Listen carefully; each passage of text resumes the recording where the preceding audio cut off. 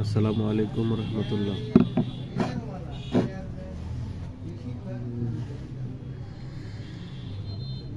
আপনারা যারা দুশ্চিন্তায় আছেন, নদীতে অনেক পানি বেশি, কুচিরিপানা এতটা বেশি হয়েছে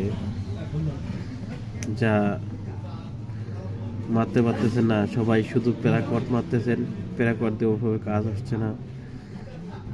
আসলে প্যারাকট দিয়ে কাজ হওয়ার মতো অপশনও নাই। এটা শুধু প্যারাকট দিয়ে এটা কাজ হবে না। আপনারা সকলেই ব্যবহার করবেন হচ্ছে 2,4-D অ্যামাইন সল্ট, যেটা লবণাক্ত, ওখানে লবণাক্ত আছে, এটা ব্যবহার করবেন। সাথে আপনার যদি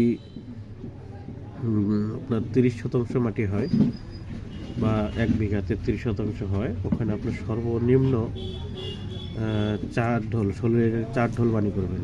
16 4 ঢোল পানি করাতে ওখানে আপনার ধরুন কলোনি আছে, যেমন কলোনি, এটা প্রতি ঢোলে 100 মিলি করে দিবেন।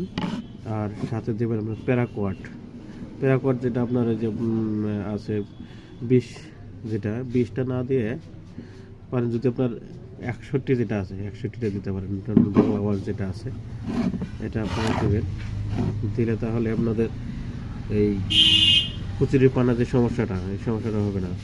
সময় লাগবে আপনার 12 দিন, 10 থেকে 12 দিন সময় লাগবে। 10 থেকে 12 দিনের মধ্যে আপনার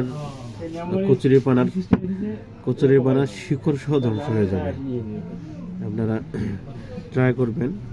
এটা আপনার কলোনি দেবেন 100 মিলি, সাথে আপনার বাংলা ওয়াশ যেটা প্যারাকোয়াট, এটা দেবেন আপনার 100 মিলি।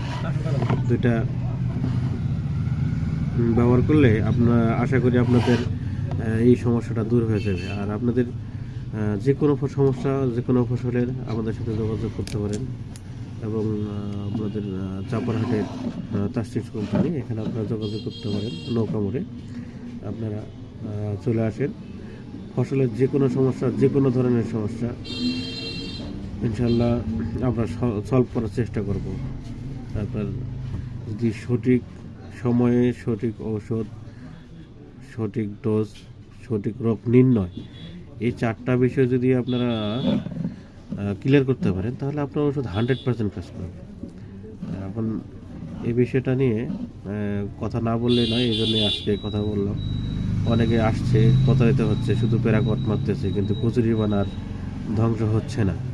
এই কচুরিপানা ধ্বংস করার জন্যে এই দুটো আপনারা একসাথে মিক্স করবেন। অনেকেই বিপদে আছে, কারণ হচ্ছে এবারে আপনার পানি বেশি হওয়ার কারণে ধানও চাষ করতে পারে নাই। কচুরিপানা এতটাই করছে, ক্ষেত দখল করে নিয়েছে কচুরিপানা।